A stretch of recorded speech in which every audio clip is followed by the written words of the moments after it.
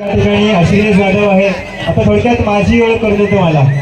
देवाकडे काय मागू आमचे आहे काय सांगू झिम झिम झिम झिम पाणी पड देतील सेटले कशा वेळ. तर आता तुम्हाला सगळ्यांना परफॉर्म करायचं, डान्स करायचं आणि हळदीमध्ये धमाल करायची आहे. होऊन जाऊ दे अगं पोरी तो स्वप्नात येणार.